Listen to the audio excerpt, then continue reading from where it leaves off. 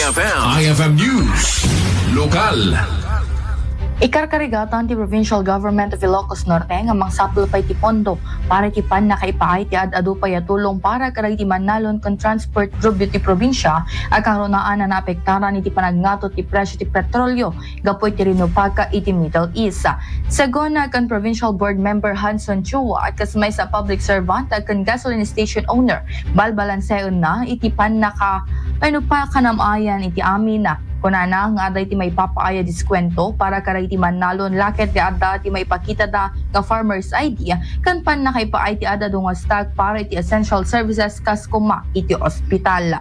Adamit dagiti times apo kasi syempre adamit dagiti suki tayo nga sanghera for example. Syempre amo tayo met farmers di kita umasideg da agpatulong da. Ikan tayo met isuda sang kabasit. Hantala maited buo. For two reasons. One, siyempre masapol maikan tamit kadwan na nga tao. Secondly, di mesa nga problema tayo pa ngamin, no karkargaan mi ngamin dagiti drum da apo ket tumanon oras ket nakatindog kapilan isupay ti mesa. So we try to balance that. Ti pampamayan mi as much as possible dagiti first dagiti sa lugan da diretso isut paggarganta.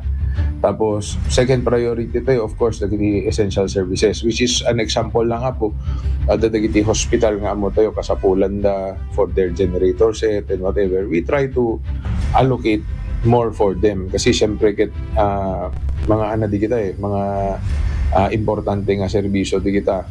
Adamit dagiti times nga syempre, digit ko nakarod, dagiti manalon, dagiti tricycle. Pagpagbagyan tamit, aginggat kaya tayo isuda. Mainay kitiray to'y ng rogina ng ipaay ti Provincial Government of Ilocos Norte isubsidiya para karay transport group kan manamnamapay amanayunan daytoya. Para iti IFM News, Idol Bernadette Toledo, Tatak I, FM.